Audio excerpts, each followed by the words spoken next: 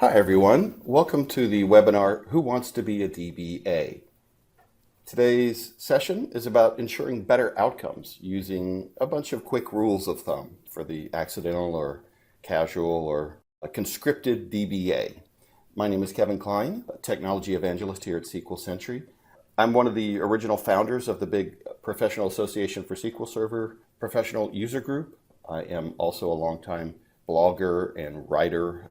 I wrote my first back in the early 90s. I've written 10 other books since then, and SQL in a Nutshell is probably my best known book.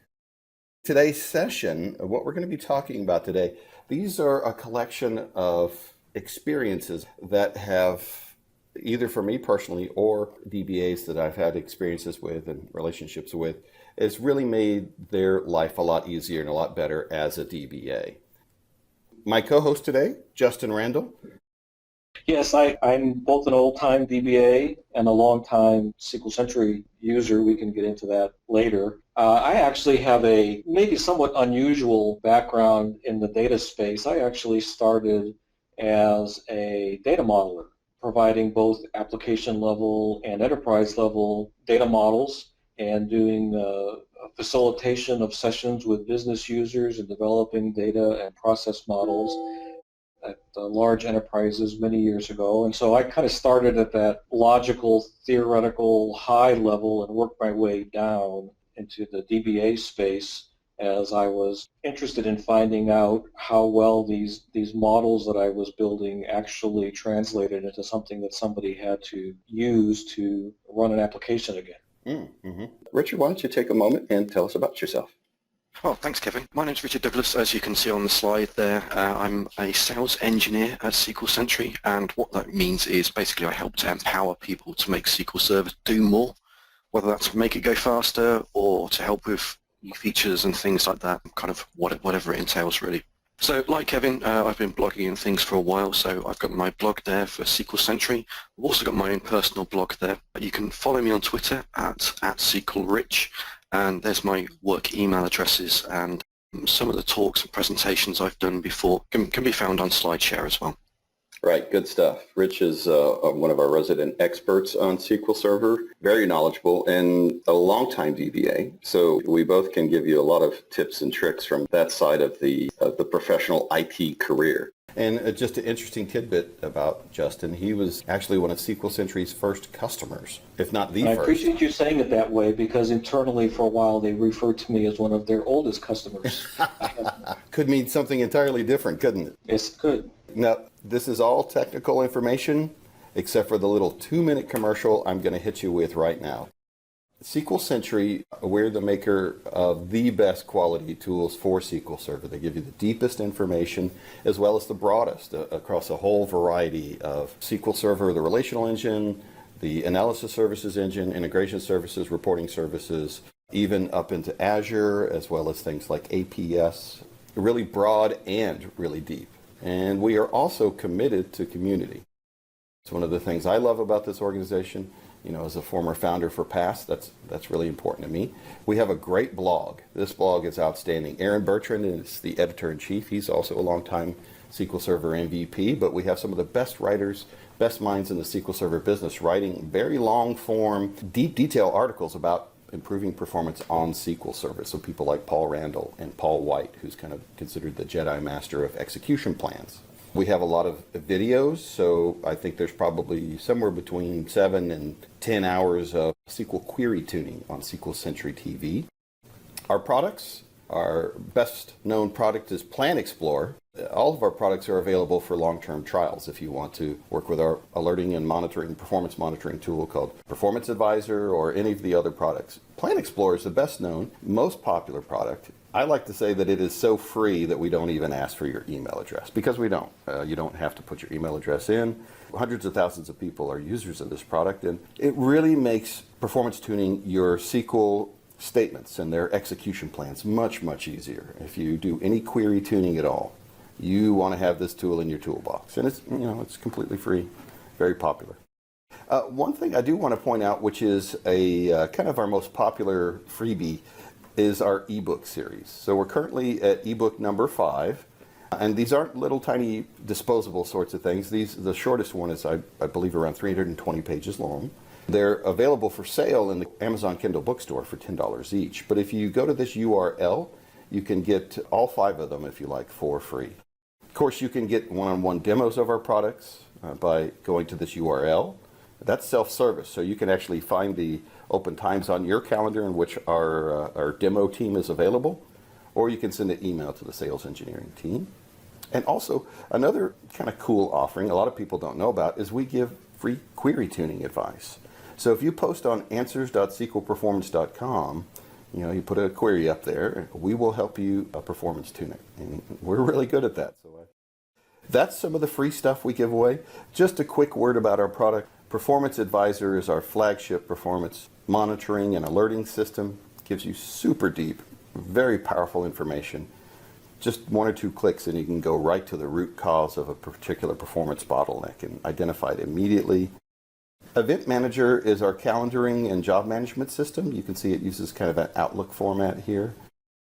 We also have Plan Explorer, of course, the free one. And then an add-on product called Fragmentation Manager that bolts onto the Performance Advisor product. It tells you all about how your indexes are being used, how fragmented they are, things like that. I hope you'll take a look at these. Don't forget, Plan Explorer is completely free. So our agenda involves a number of behaviors that we have seen over the years as the DBA profession developed and kind of grew and evolved out of other kinds of data processing type jobs from the early 60s and 70s. And we're going to tell you a little bit about each of these, what they mean. The reason for that is because there's not really a lot of books about how to be an effective DBA. And in fact, many of us get drafted into the role of a DBA. So this is a brain dump from myself and many other savvy DBAs who've blogged about these things here or there or shared at conferences. And it's kind of the collective institutional body of knowledge about what it means to be really good at this job. All right, so let's talk about specific behaviors, these quick kind of rules of the road that help us do our job better. First of all, just keep in mind that these are general guidelines, right? The outcome from applying these is that you will typically be better able to respond to problems, maybe envision them before they happen and have a response already in place, able to be Johnny on the spot, if you will, how to be effective. And by being extremely effective, notice I'm not using the word efficient. There's a big difference between efficiency and effectiveness. When you are really well-rounded and effective, your level of credibility and respectability goes up. You will be viewed as a senior professional in your IT department when you start to do these things. Having said that, this is one of those your mileage may vary sort of set of recommendations. So depending on your circumstances, the kind of culture that your corporation or your organization has, some of these things may not be applicable. I would have trouble figuring out which of those might be, but it's possible. Also, your experiences may be very, very different. And so they may make it harder or easier to get value out of these recommendations. But all things being equal, these will improve your life. And I wish I had them back when I was a young man first getting into database administration. As Justin mentioned, he started out doing modeling, which is pretty cool. That was actually one of the things I always enjoyed the most. I started out as a developer. So I worked for several years for NASA, and it was later on that I became a DBA. Being a DBA is different than all those other IT jobs, and one of the first things that you need to kind of zero in on is the importance of documentation. It's different than when I was a developer. When I was a developer, I was answerable to the dev team manager. There was a project manager who kind of had a dashed line, and what he or she said could have a big impact on what I did. But in general, I didn't have to take a lot of notes or own all of that documentation. I might have been told to write some documentation, for example, but that's all I would need to do. There were rarely, if ever, any times in which I had to go and prove that what I did was the right decision or prove how I had set things up was the best way to do it. As it turns out, with DBAs, you have to do that kind of stuff sometimes. And so taking a copious amount of notes making sure that why you decided to do something, who you talked to in the business to figure out what it was you were going to do, having those things written down is invaluable. Not today, the day I wrote it down, not tomorrow, the day after, as a tickler to remind me of something. It's extremely valuable, say, a week or two from now, when somebody disputes what has happened. And they always come up. There's always a dispute somewhere down the line. Oh, why didn't we use this kind of hardware? Or why didn't we put it in that domain of the data center? Well, maybe you have a photographic memory, an eidetic memory, and you can remember every word that's ever come out of your mouth. But I can't remember what my wife told me to pick up from the store on the way home from work. So in my case, how much more important is it when my job and my reputation is on the line? So when I started to take notes, I noticed that I was, first of all, a lot more thorough. I had much better information. And I was responding to the environment as it stood, and the environment was very fluid and very flexible, and so there were lots of situations where we didn't get it in an email, some kind of directive or some kind of instructions on how to do something. And so if someone verbally told me, I might not carry that through to completion the way it should have been. So that's the kind of thing that can happen. You are protecting yourself and you're ensuring thoroughness. Very important. In a different way than when I was just a jack of trades kind of DBA. Another thing, in a related way, that I learned is that documentation on your machine, not like in the internet with lots of bookmarks, but on your computer is a really good thing. The reason for that is sometimes when you're doing firefighting or troubleshooting, you don't even have connection to the internet. And so if you are relying on it for some particularly good scripts you saw somewhere, you may not be able to get to that. So having these in a collection somewhere on your system, your laptop perhaps, maybe on a thumb drive, that can really help you out. And I would agree with that, Kevin, very much so. And in fact, I think one of the sort of good news, bad news is that there are lots of opportunities now to move beyond pencil and paper and to take on keeping your notes and all this information in any one of numerous applications that are out there today. I have tried probably most of them at one point or another, at least the ones that work in the Windows environment. I used Evernote for a while. I've more recently moved to OneNote, which I like a lot. The formatting I find is a little bit better. And I keep all sorts of things in there, everything from blog posts or official documentation that Microsoft has out on the web for how to do specific kinds of things. The cool thing about a product like that is you can attach your scripts to it. It makes keeping a script library a little bit easier because it keeps them within the context of your note, and which is in the context of whatever you're currently working on. So those are great things. And it's easy to sit in a meeting if it need be and type away in there and then go back and clean it up later. One thing I found that's become more difficult about that approach is settling in on one place to do all this. And I've seen a lot of people try to use email as their electronic record keeping, like using Outlook. And trying to work your way through Outlook to find the things that you're looking for can get tedious.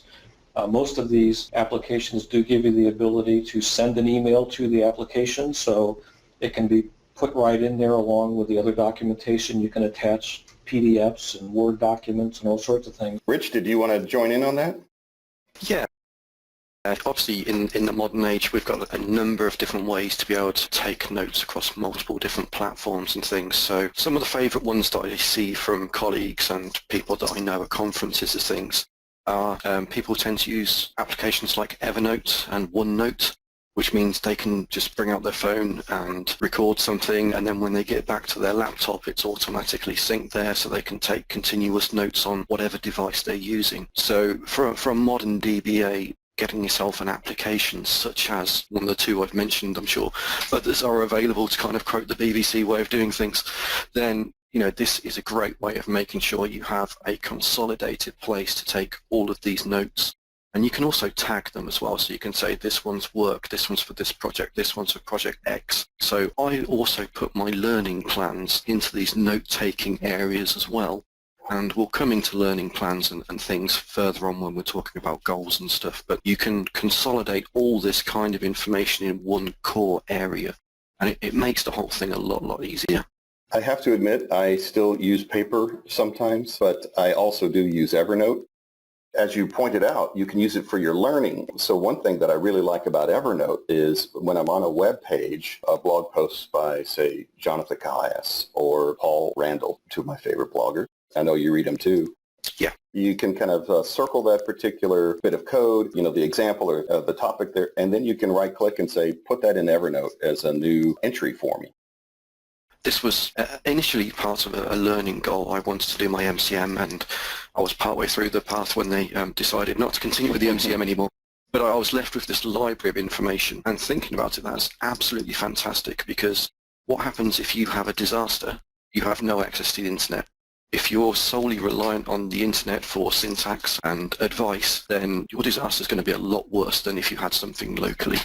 So I have a USB drive, external USB drive, that's got lots and lots of white papers on everything that I would possibly need in case of trying to resolve things from a disaster. So all my favorite blogs and things with disaster recovery topics, all that kind of stuff, all in a central place, and I make sure I've got a copy of that USB drive in my laptop bag at all times. It's great for doing things like that as well. It's not just a case of this can help your career in a general sense, but it can really help with specific scenarios as well. Yeah, indeed. In my case, for example, I have the same sort of thing, USB drive, and I've got over 400 different T-SQL scripts so that when there is a disaster that you are able to recover. Now, keep that in mind. We're going to come back to that concept of if there is a disaster, because as a DBA, there will always be a disaster. It's just a question of when. So keep that in your mind as we talk about some of these different other recommendations. Consider getting deeper into the career of being a DBA instead of just accidental. Now, let's move on a little bit. The next thing I want to point out for DBAs is this idea of luck favors the prepared. And if you download the slides later and look in the notes page, you'll see that the shorthand I have for this is testing. But actually, it may not be the kind of testing that you're thinking off the top of your head when you hear that word. What I'm talking about here is drills, like military or emergency preparedness sorts of drills. And I even mentioned that here on the last image here. EMTs, they do drills all the time. Firefighters do drills all the time. Policemen, our different militaries and so forth, they do drills all the time. That way, when things get really horrible, you don't panic and you don't have a really uncontrolled emotional response, because that'll sink the ship. And I've seen lots of inexperienced DBAs in particular, the first time they have a really tough night, and you will have nights where you'll be plinking away at the computer at 3 in the morning trying to bring an important database back online. And for some of those, it's a panic situation. However, if you kind of envision the tough situations ahead of time, you document how to deal with those, document those, and build checklists so that you don't miss anything, then you are going to save yourself so much trouble. And so let me give you an example of this sort of situation. When I was doing a really late night recovery, I hadn't really done too many. I'd done some small kind of database recoveries for the QA team. They wanted the latest copy of production or something like that. But in this case, we had a server crash, and I had to rebuild the server, and it was something I wasn't experienced with yet. And so I restored the database. I went into the database and looked at all the data, and everything was, the records had date timestamps indicating when they had been entered, and there was data all the way right up to the point of time of failure. And I was like, hooray, I'm done.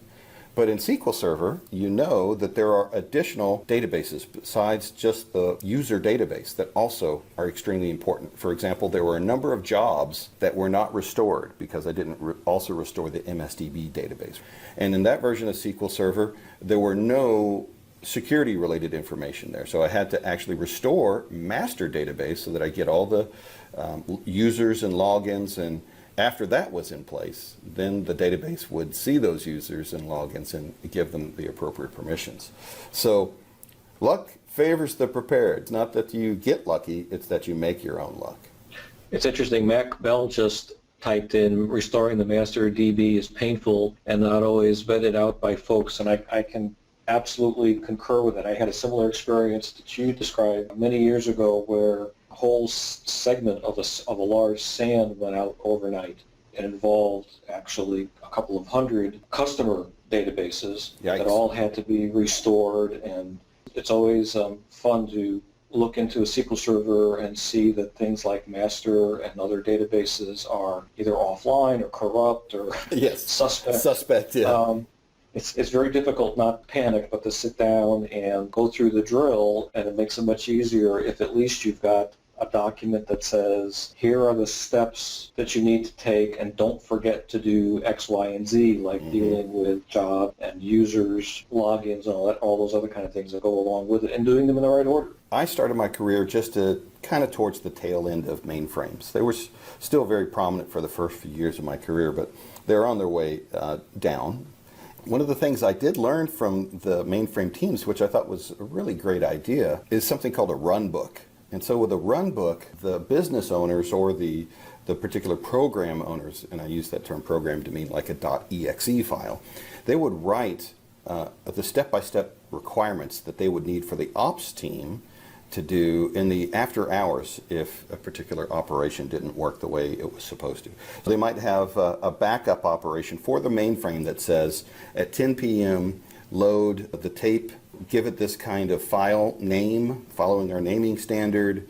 If the backup goes properly, then store the tape in this location. If it doesn't go properly, follow this process, just like an airplane pilot has. You know, flip to such and such page and read those steps there and perform them exactly as planned.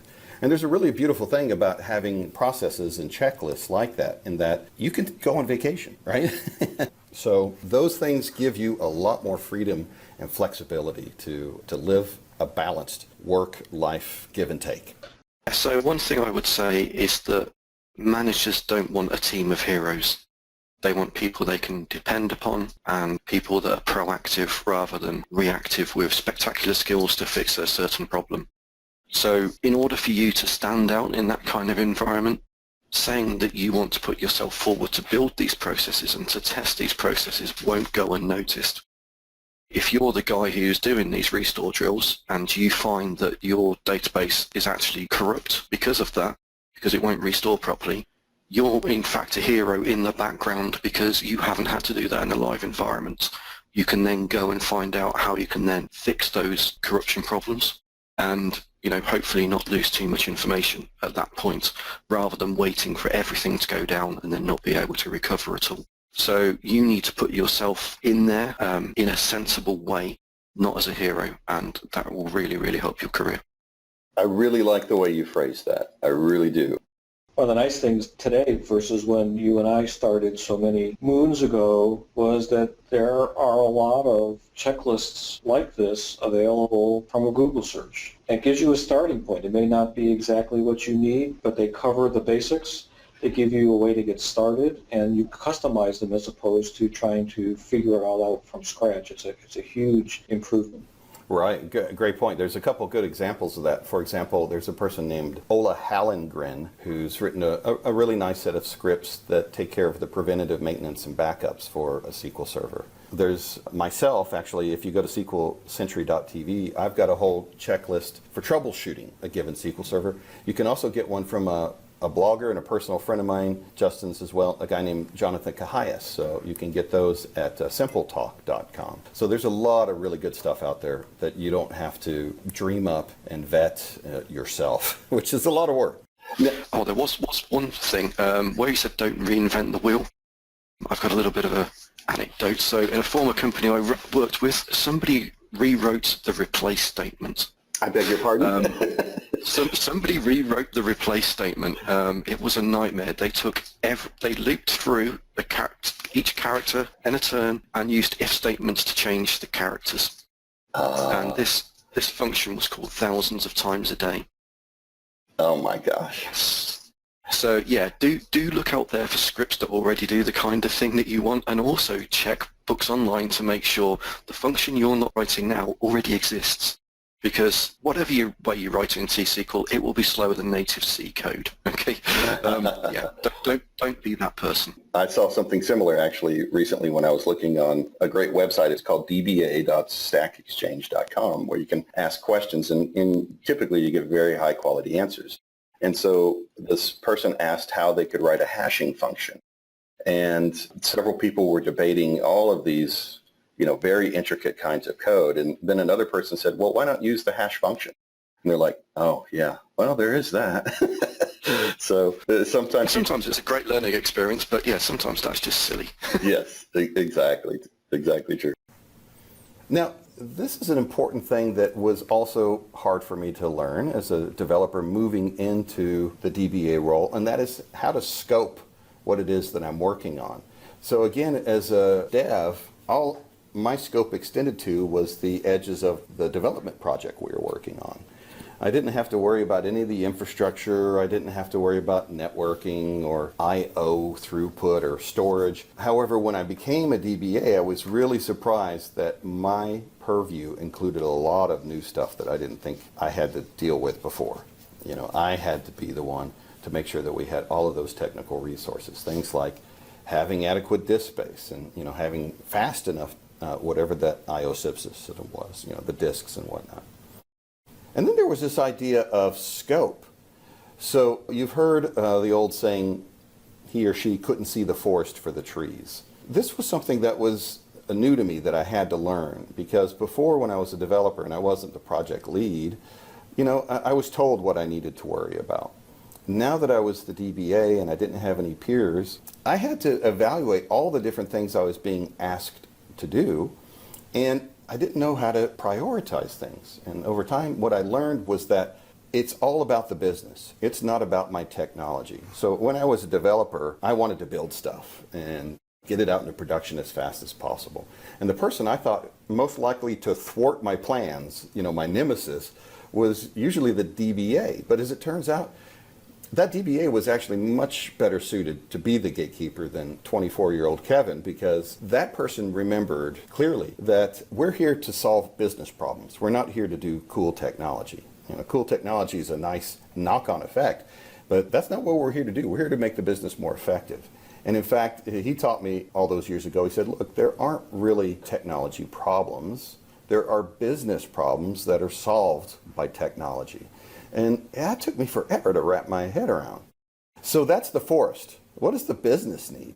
And then there are other times when we're looking at the trees. The forest is the big goal. The trees are the smaller goals, like getting a new server set up. And we can also spend a lot of time here being really, really effective or ineffective, depending on our skills. And we're doing too many trees and not enough forest.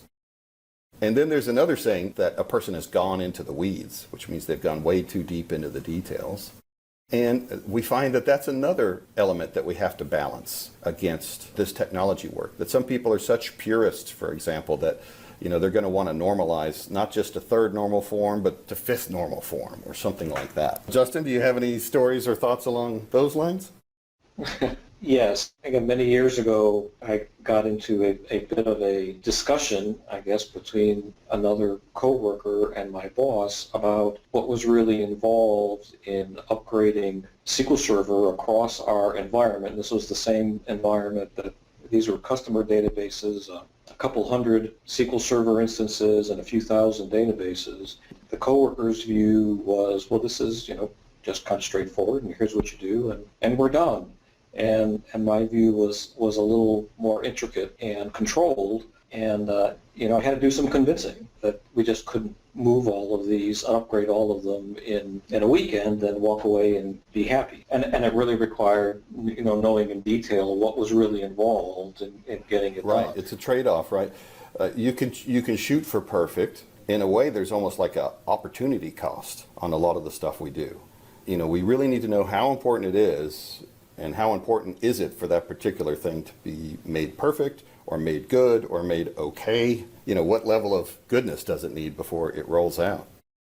I've learned that, particularly now that I've been a consultant for a little while and working with customers, and understanding that by and large, the businesses don't really care about how pretty it is or exactly how it works. They just want it to work. And you kind of have to lower your expectations on some things a little bit and get them what they need in a time frame and a cost that they're willing to accept, hopefully without incurring any long-term repercussions that they're not either aware of or aren't willing to deal with it at the moment. It's kind of interesting balancing game as a consultant, but I think it holds true if you're working for a company and you're talking to managers, especially senior managers, about what's involved in some process. You can't insist on the perfect answer when they're just not willing to accept the cost and the time it takes to get there.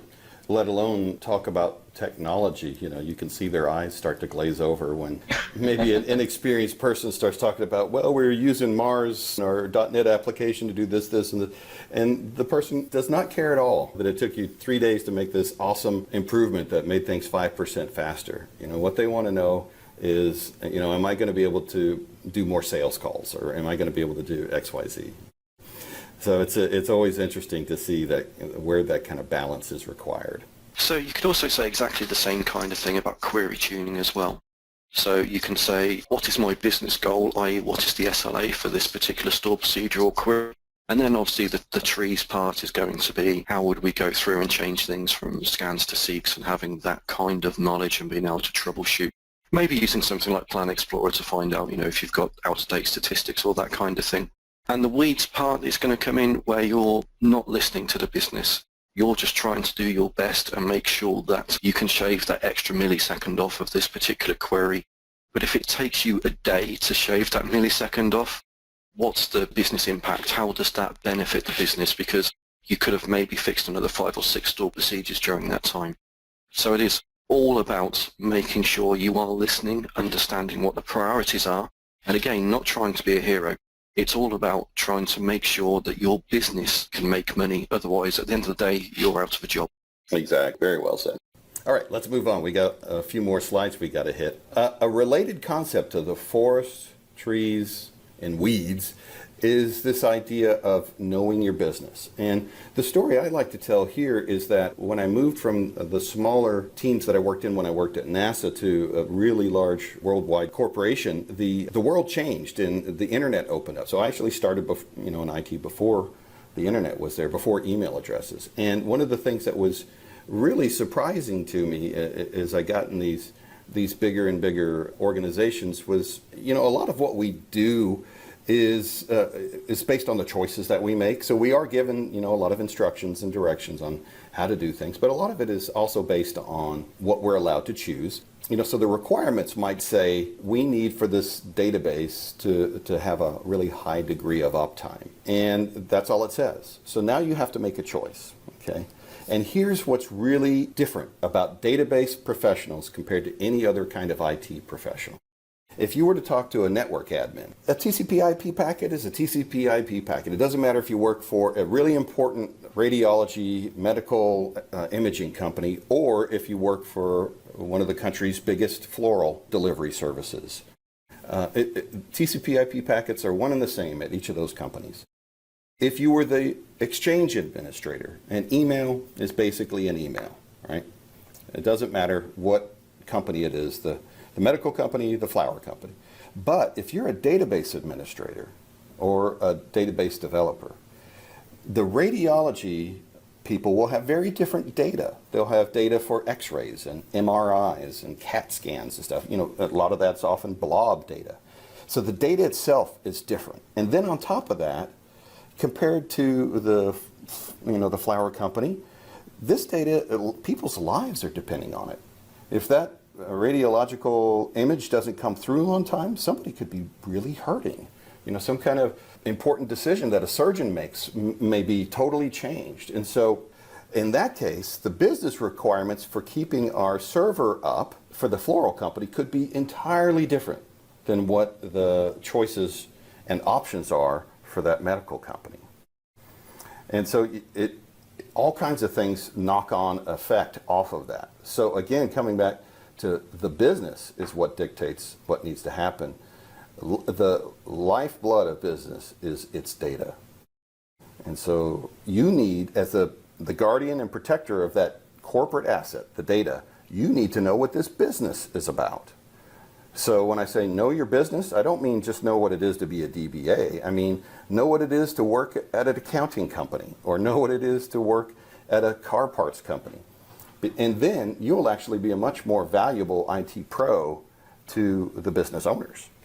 Absolutely true. I've certainly had several experiences along those lines. It took me a while to understand just how important that was. One of the things that I talk about in a presentation I've been giving over the last several months is this whole idea of how do you become more valuable as a technologist, and how do you become a senior technologist. And in my view, while it's great to be more and more well-versed in the technology, what's really important for your future employment is that you can present that technology and the technology choices to the business in a way that makes sense to them. Mm-hmm. And they can rely on you when one of the companies I worked for before I came to SQL Century, we were looking at doing some re-architecting of our servers and to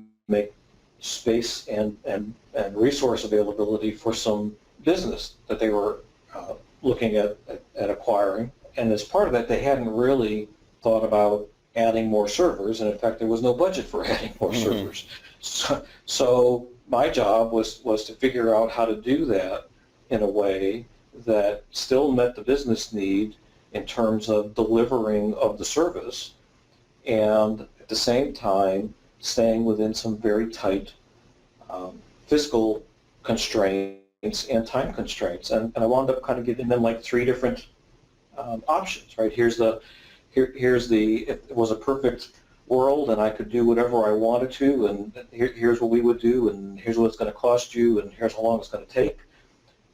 Here's a middle-of-the-road answer, which here's what that's going to give you. Here's what you're going to lose by doing this one versus the gold-plated one. Here's what that one's going to cost you, and then sort of here's the Filene's bargain basement version that will get you something in place that's going to cost you much, much less, but it's really only going to get you by for at most a year, and then you're going to have to deal with it, but it would give you time to readjust your budgeting, and then let them make the decision. It's you lay out the business options, which technologies you can apply, and then let them decide what they want to use.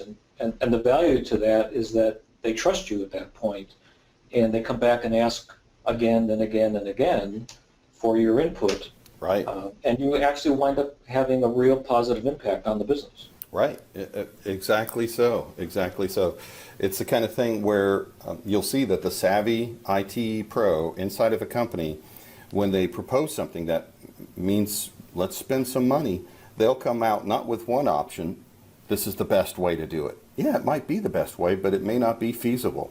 So they'll come out with 3 ways. We can do it this best way, but if you don't think that will work, then we can do it this intermediate way, or we could do it the quick and dirty sort of way. So, great point.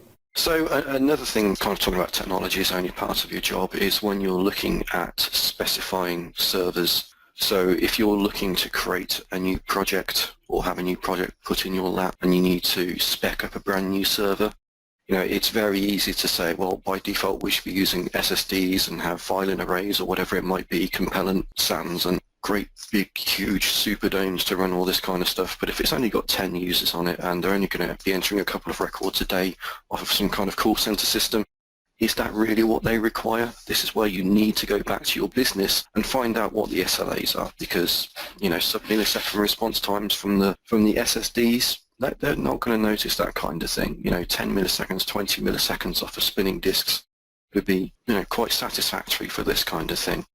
Yeah, indeed. In fact, SLAs even. Gosh, maybe we should talk about those. It's not uncommon to talk to people who are new, who have never heard of a service level agreement.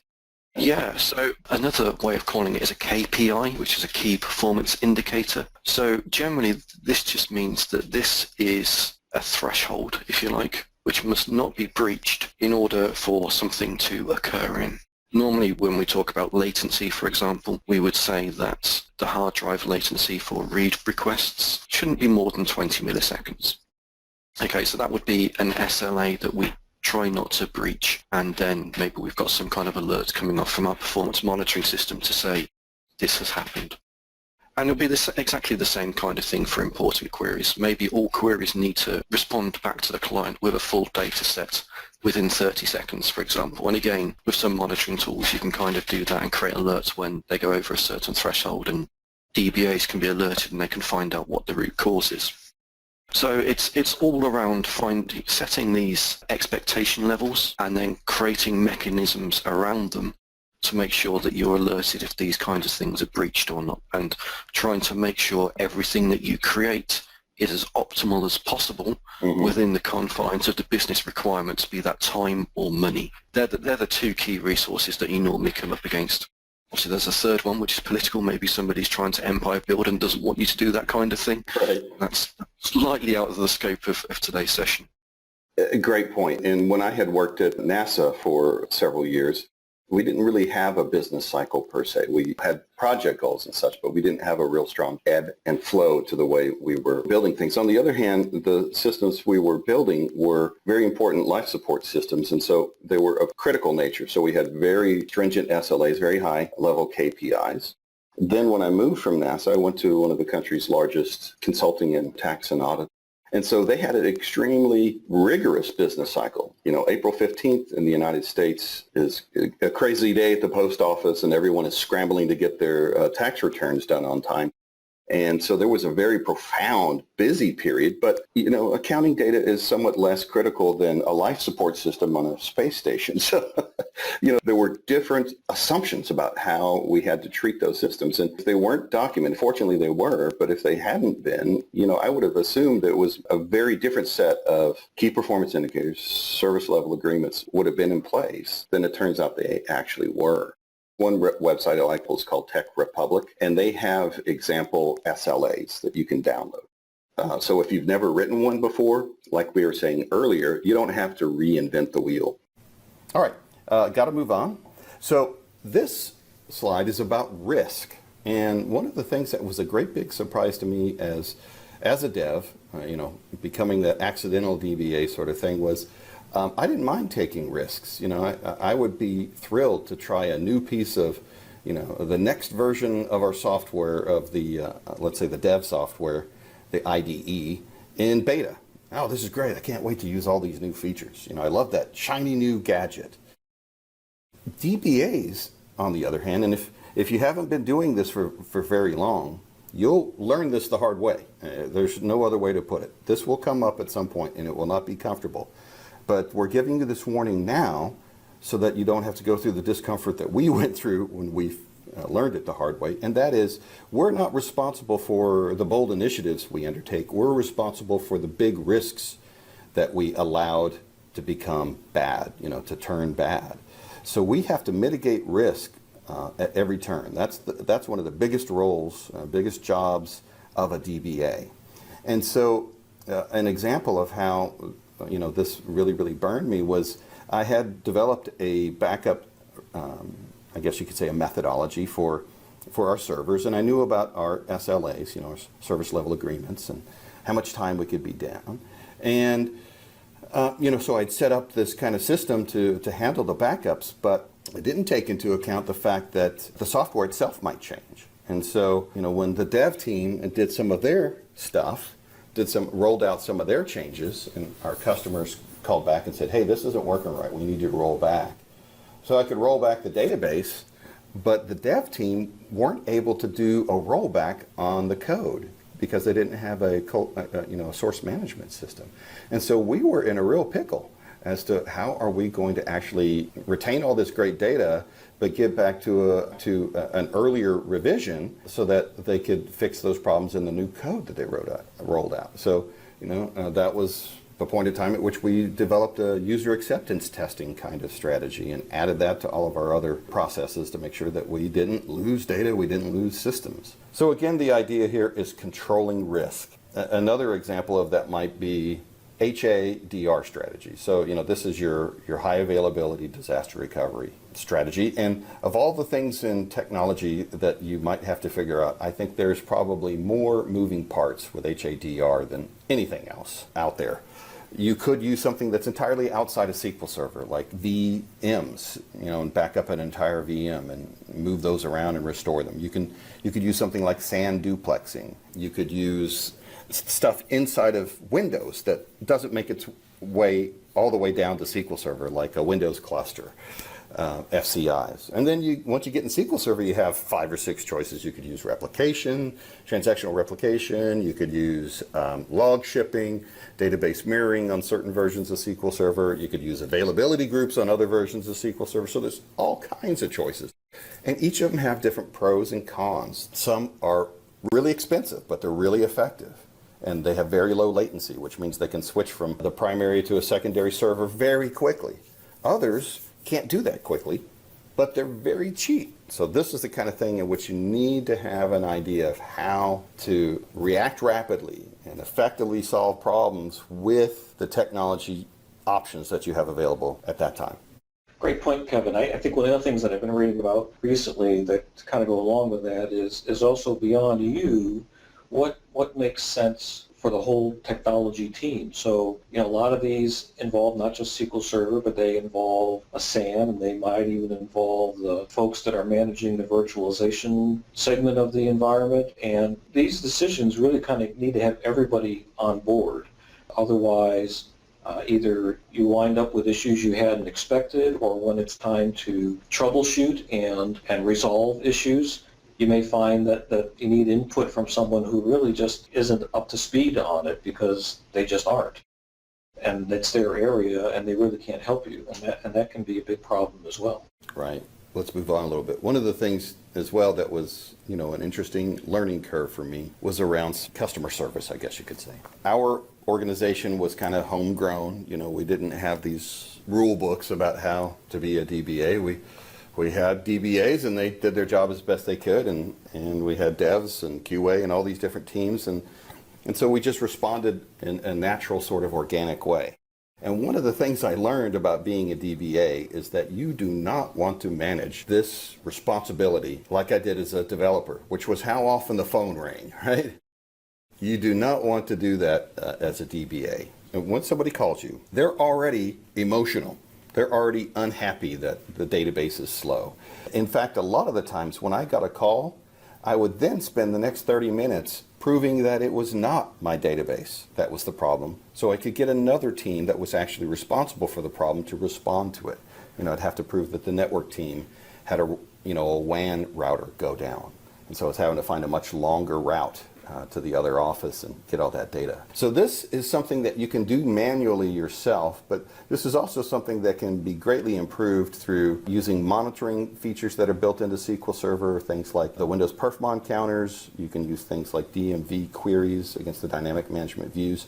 And basically, you want to collect a set of performance metrics that are quantitative, so that you know beyond a shadow of a doubt that there is actually a performance problem.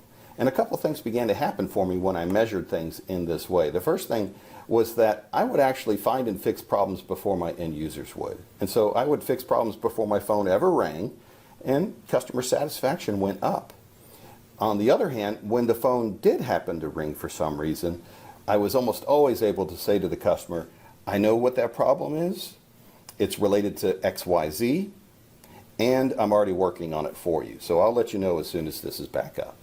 And so that was a very different kind of exchange on the telephone with my customer, where before I was saying things like, what? It's slow? It works fine for me. Let me go check this out. That had a really different kind of feel to it than when I said, oh, yes, ma'am, I know about that problem. I'm on it. It's because of all of this new quarter-end processing that they've added on the reporting server. And so we're getting to the bottom of it. And so that was a position that put me in greater credibility and greater authority on that problem. And so again, it was this kind of positive feedback loop of using service metrics to know what's happening in my system, often before my end users ever knew about it. So if you can give people a reason for what it is and say you're already looking at it, the conversation takes a really different turn as to what it could have taken. So that's something I'd definitely recommend to anybody having been a production DBA. Great point, and that's also one of the reasons that you want to be able to set up like proactive alerting, so that you have inklings that something is not working as well as you'd like before it reaches a stage where the phone starts to ring. Right, and that leads directly into this slide.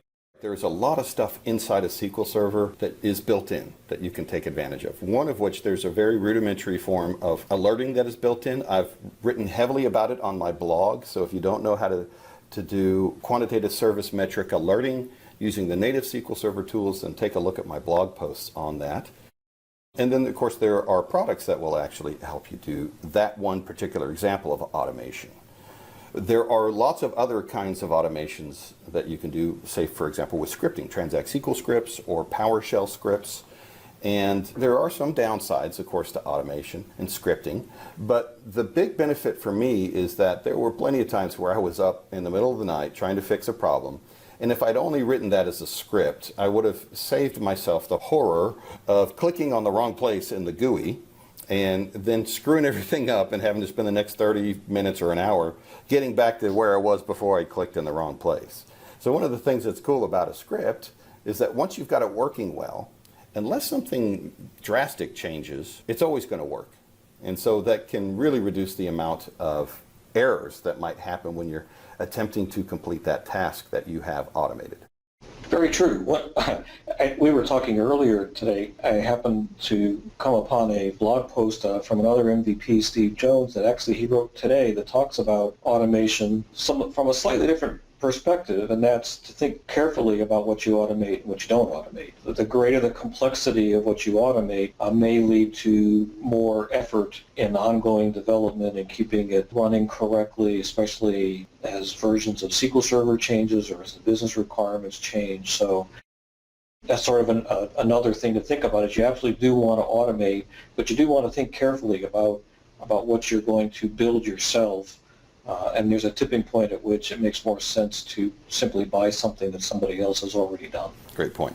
Yeah, everything has a maintenance cost too. And so if you want to monitor one server and one version, it might be worth using that rudimentary built-in kind of features. But if you have 6 different versions of SQL Server because of additions, some are enterprise and some are standard, and because of versions, some are 2014, some are 2012, some are 2008 R2 Service Pack 3, taking all the time it takes to handle those edge cases, the ones that are a little bit different on that version than this version, maintaining it when a new service pack comes out, that can get pretty onerous.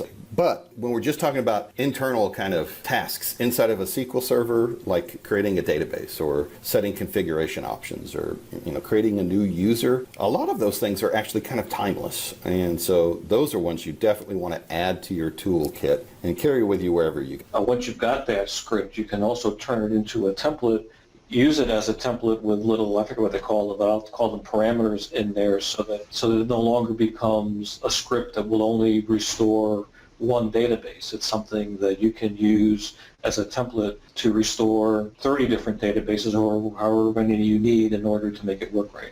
Yeah, that's a great point. And that's actually a frequently overlooked feature of Management Studio. There's those templates. Mm-hmm. Now, these next two slides are kind of joined at the hip.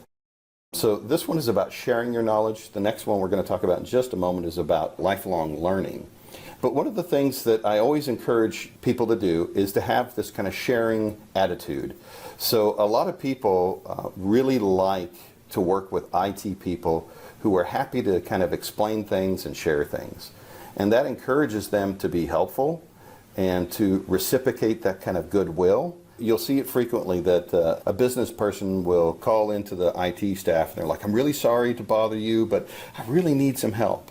And their experience with IT people might be something like the IT person is kind of condescending. And they don't want to call them. They don't want to work with them. They don't want to have to deal with that kind of attitude. Whereas when the IT person is very helpful, it's like, oh yeah, I understand. We all have to learn. Let me do what I can to help you. They are really, really going to appreciate that a lot. It may even lead to situations in which once they learn how to do that particular thing that you're teaching them, they never have to call you back. In a sense, you've delegated some work. They might become so good at it that they teach the other business people so that you don't have to keep teaching all of the business analysts how to download a particular kind of report for Excel. And they will reciprocate the goodwill that you give to them. One last thing, if you are a really smart SQL person in your office, but you don't have anybody else to get help from. There's not a lot of database people where you are. There's 2 worldwide water coolers available to you on the internet. The first is on Twitter, and this has the benefit of being really fast. If you post a question about SQL Server and you put the hashtag #SQLHelp at the end, everybody who follows the #SQLHelp hashtag will see your question pop up, and you'll typically get a pretty good answer within a couple minutes at the outside. Actually, I've seen people get great answers right away. Somebody typed it, somebody else saw it pop up and just jumped right on it and gave the questioner a quick response. Now, if you like longer verbal exchanges and you want to give a highly detailed question and you want a highly detailed answer, my recommendation would be for you to go to dba.stackexchange.com. They have lots of questions that have already been asked and have been answered very, very well. So there's a huge knowledge base already present at stackexchange.com. And if you have something brand new that you need to ask, then there is a very good chance that you'll get a good answer maybe within 24 hours. So it can be quite quick as well. So all of these people are sharing their knowledge. I encourage you to do that as well, because when you do share your knowledge, you'll take the time to learn that really well, because a lot of us will stress over whether we're going to get a really tough question that we can't answer. So if you want to learn something really well, teach it. So continuing education, this is one that's on my heart because I've been doing this for almost 30 years now. And Justin, you've probably been doing this longer than I have. But one of the things that never fails to remind me that we have to keep learning is the fact that every year or two we come out with new versions. And every few months we come out with service packs and cumulative updates. So if you are not continuously educating yourself, you are literally falling behind. You are not keeping up with everything that's new. And that's just on SQL Server, the relational engine. There's so much more out there as well. Just again, to kind of reiterate what we said in the last webcast, which I realize some of you may not have been on, it's also not just about SQL Server. It's around the periphery, especially as a DBA, because your job is to keep the database and the data available to the end users, which means you need to have at least a modicum of knowledge about what's happening in the I/O infrastructure, at least to know who the expert is in your business in that area so you can have conversations with them. Likewise, for the network side, you don't need to know how packets work and how to decode them or anything, but you need to know what are good figures to go and look at and who, again, to go and speak to. And the same thing for virtualization as well. More and more of our database servers are now becoming virtualized, typically with Hyper-V or VMware. So to have an understanding of how hypervisors work, at least at an abstracted layer, is really, really important, and knowing a few things and how to troubleshoot them as well. Yeah, indeed. So there's so many things that we need to keep up to date on. And if you aren't spending a little bit of your own free time every week reading, and Justin mentioned he was reading Steve Jones's blog. If you're not doing that, at least a little bit, you're actually losing competitiveness for that next job. You're falling behind. And actually you stand a chance of hurting yourself in your current job as well by not being up to date. When you start getting asked questions about newer technologies, you want to be able to have some answers. Well, exactly right. You won't be the person who has a valid opinion at this point, because you've only been worrying about what you have to do here, now, today. And I run into a lot of DBAs, guys will drop me, men and women will drop me an email and say, well, you look at my resume because I'm looking for a new job. And say, where's the new stuff? I'm like, well, I haven't had to learn any new stuff because we don't do any of that at the place that I work. And I'll say, that's not an excuse. There's webinars like the one we're doing right now going on all the time about all different kinds of technology inside the SQL Server and in the other data platforms as well, Oracle and Hortonworks, running Hadoop and things of that nature. So there's lots of good learning going on all the time. The only reason you're not learning is because you've made a choice not to. And so you gotta fix that. All right, so we're about an hour in.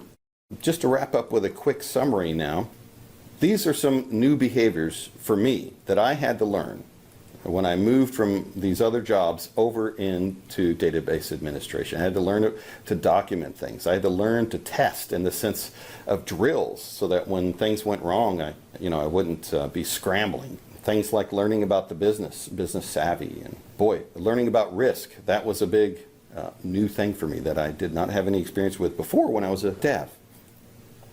These are things that I would love to hear your stories and your feedback. So if you have any time and you have a really interesting story or an experience that you'd like to share, I'm listening. So take a minute and write me an email or drop me a note on Facebook or LinkedIn, Twitter, or anything like that.